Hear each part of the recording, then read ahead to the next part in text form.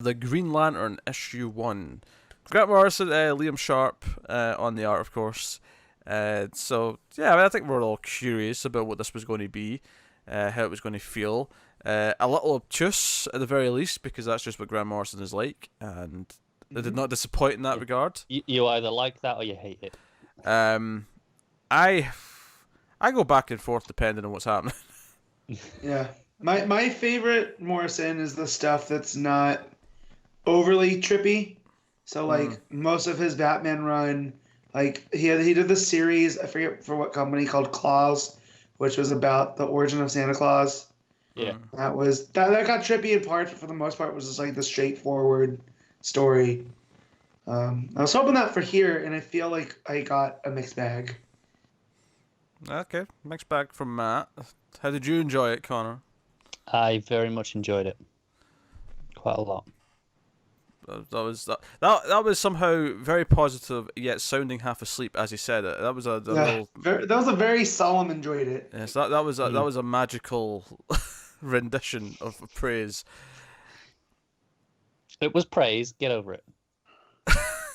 How'd you feel, Pete? I liked it. I especially liked it more once it got going. I thought the first chunk was maybe its roughest section. I agree with that.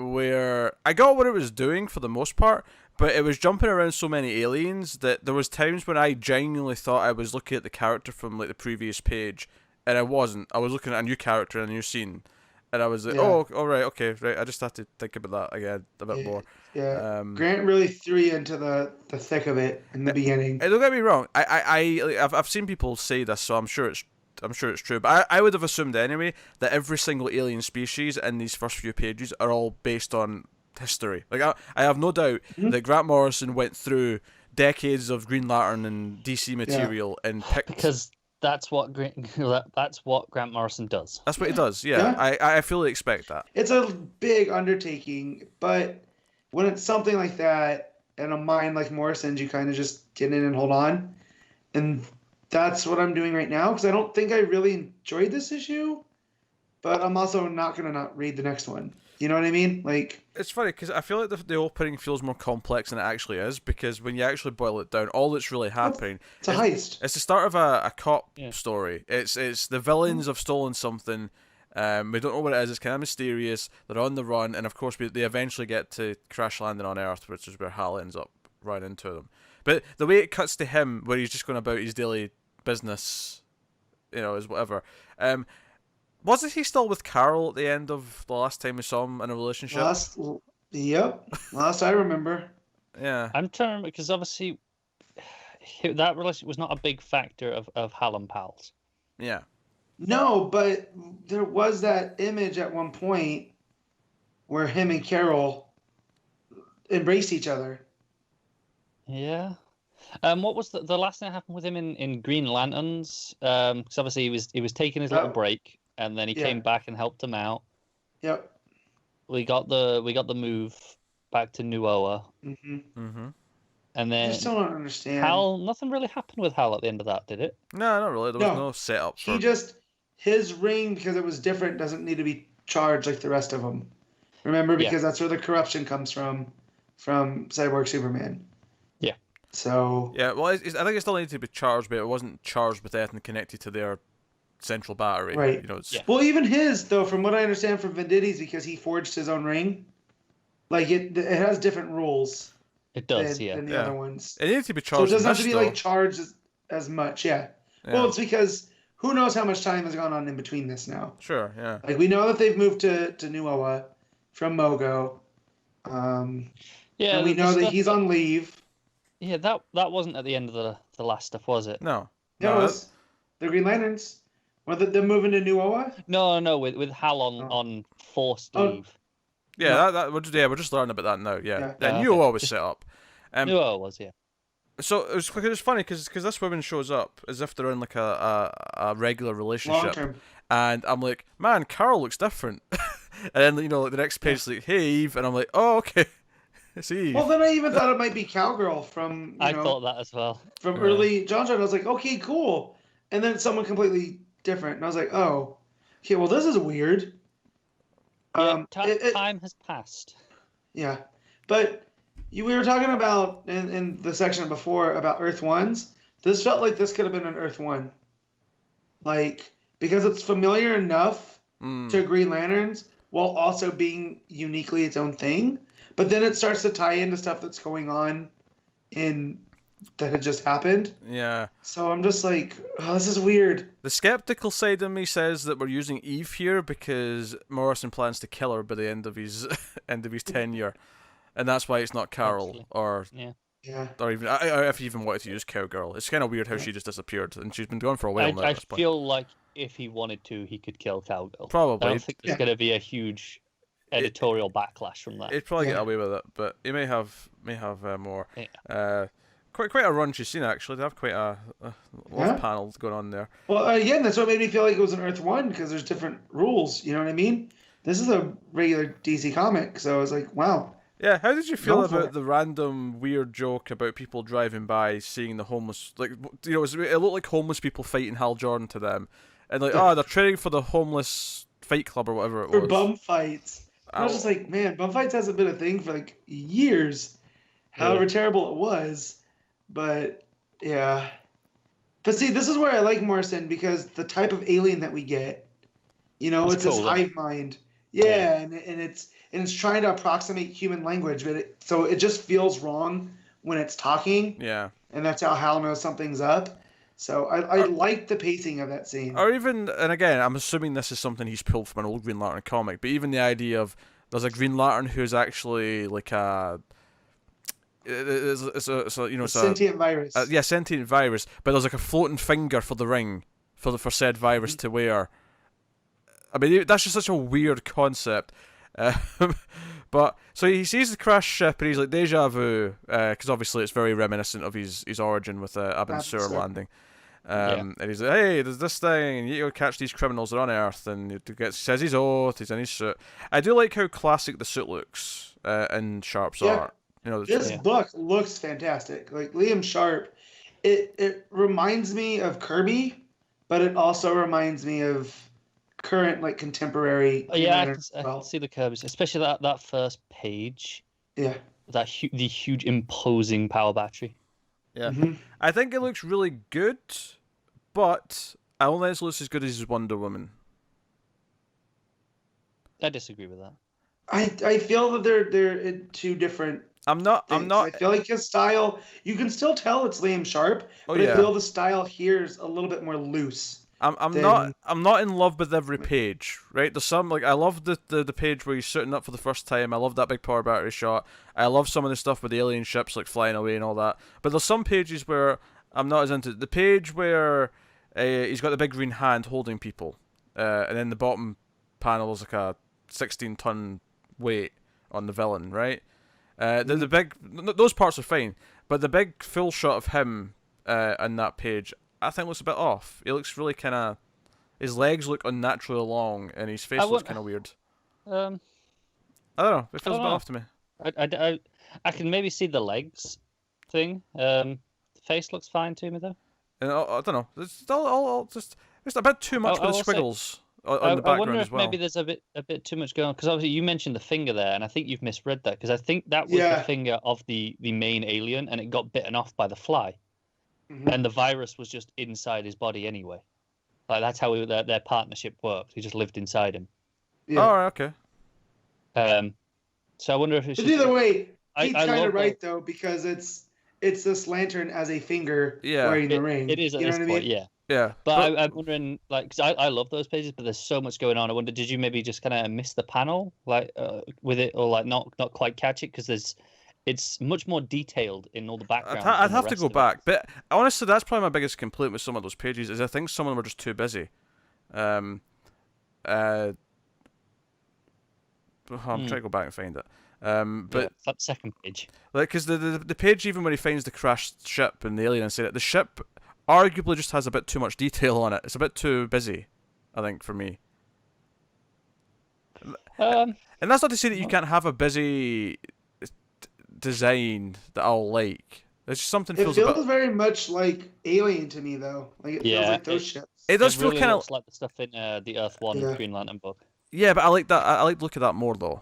I think the art in Green Lantern Earth 1 was better than this. I think it's just coming down to subjectiveness. Like, yeah, no, that is, but yeah, I'm just trying to articulate why it's not like a complete knockout the park for me. There's a lot of great art in this book. This is not me trying to, put it down.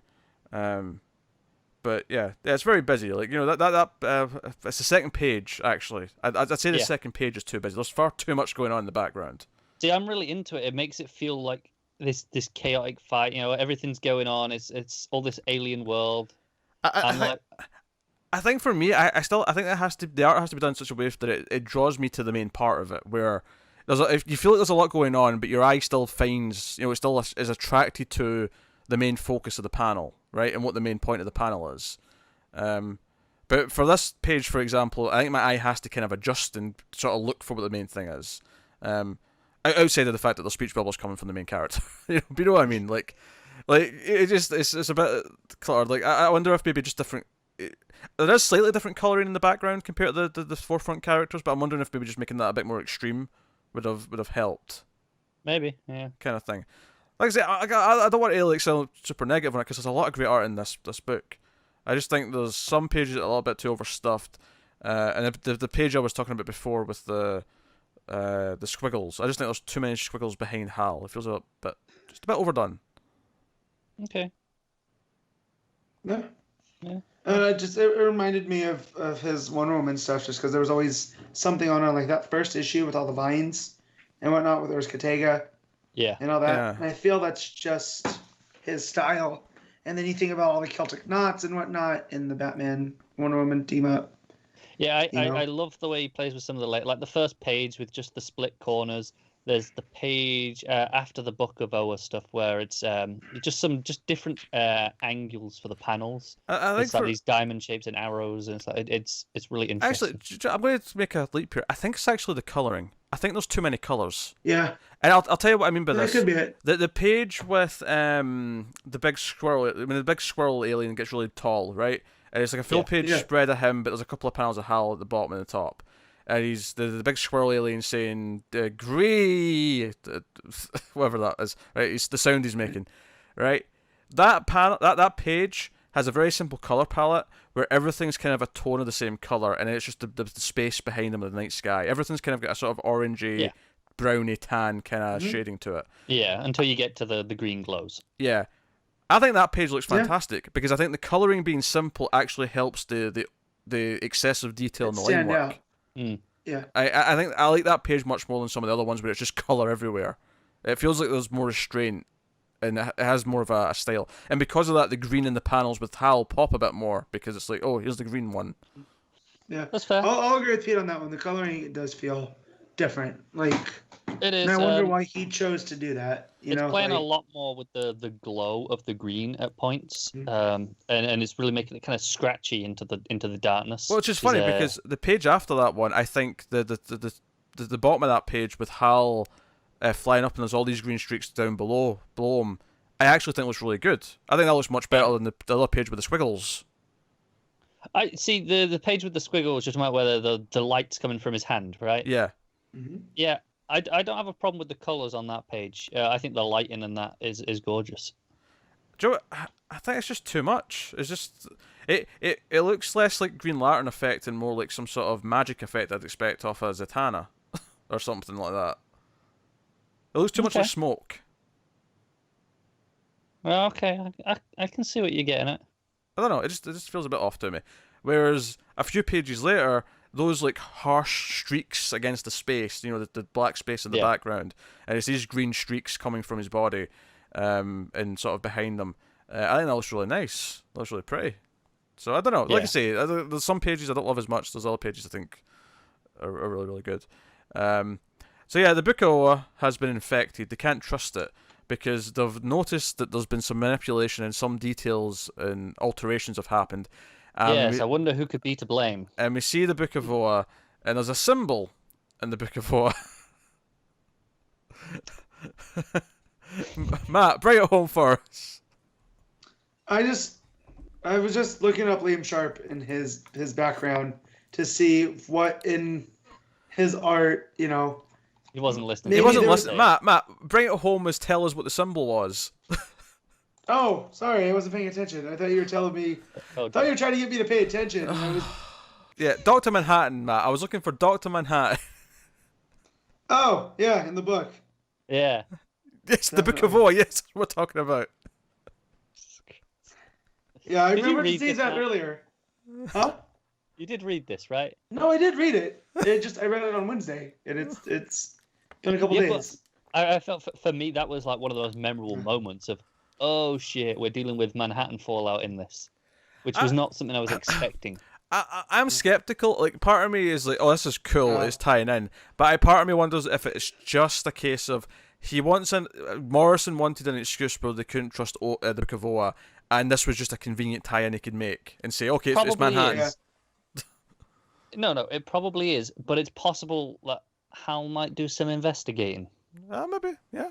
Yeah, because this does have the feel like, because it started off with a heist, like Pete was saying, that's like a cop book, you know? But I could see it going into that kind of noirish, him going into these dirty back Morrison, rooms and whatnot. He was, when the book was announced, he kept saying he wanted to make it a cop book again, right? He wanted to bring it back to basics, but let's be honest, it's Morrison, so it's not going to stay at basics. Yeah, but here's the other thing, look at a lot of the...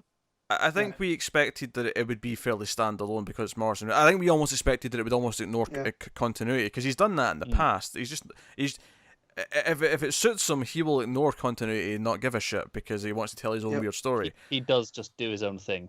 So I think that's why it's surprising that he's even got a tie to anything going on. Never mind Doomsday Clock, which almost none of the books have really had much of a reference to in a while. Yeah. You know, Titans had a few things about Manhattan early on. There's, I think Flash had a someone's behind this kind of thing, but it's not been a ton of it. So Morrison doing a tease like this, and probably a more overt one, given that we're just outright seeing his symbol. Yeah, we'd have probably been guessing that, was this Manhattan, if we were just told about the Book of Oa stuff, right? We would have been going, is that an impact of that stuff? But as soon as seeing it. As soon as they said, it's someone's manipulated, things have changed, I'd have been like, is it Manhattan? Change? Yeah, exactly. But yeah, so actually seeing it's surprising, I think, because of those reasons. So I think the page after that is one of the most gorgeous pages in the book, with the layouts and then that aurora effect at the bottom. Yeah, it's just gorgeous. That's pretty nice. So one of the Guardians thinks he's a traitor, and even thinks he knows who it is. We already know who it will be. Do you understand, Jordan? So he takes him off to talk, so we don't get to hear the rest of that.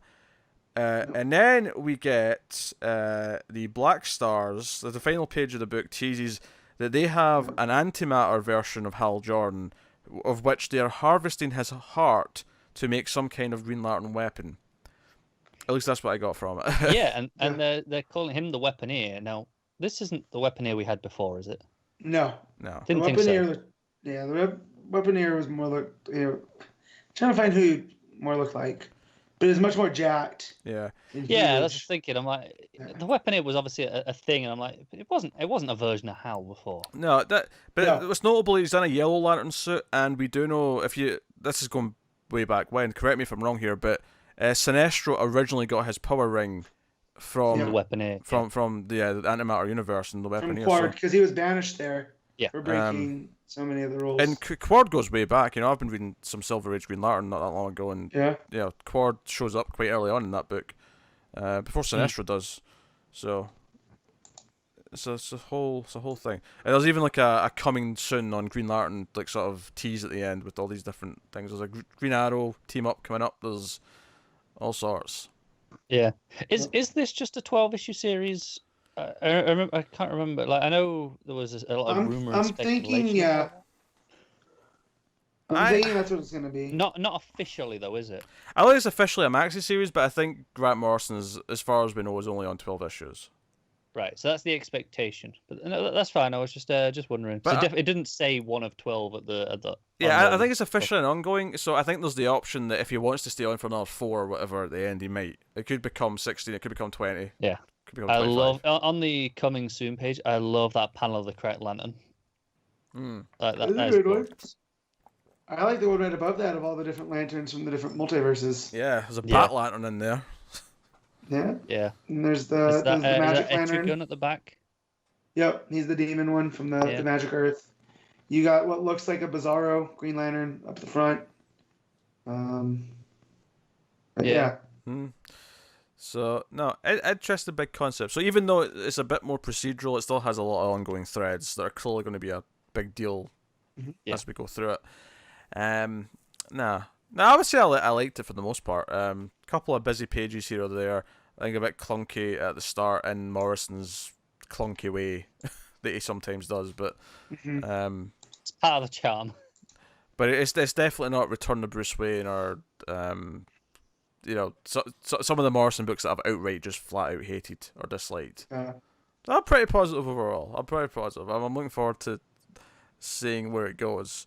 Connor seems pretty positive, but I'll ask Matt first. Matt, what are you rating it? Yeah, so it was again. I enjoyed it enough, but like if this was just like a mini series, I'd be like, oh, I'm coming back. I'll come back later. But because it's going to be an ongoing, I'm going to come back. So I have to give it something like a 7.5 in that range. I'll go 7.5 because the art. I did enjoy the art. Okay, Connor. I'm gonna go with an 8.5. I was really feeling it. All right, straight 8 for me. There you go. It was nice that it upticked for me because I was a little bit worried after the first few pages when I was feeling just a little bit, I don't know if I'm into this. But it got better as it went. So I was kind of into those first few pages.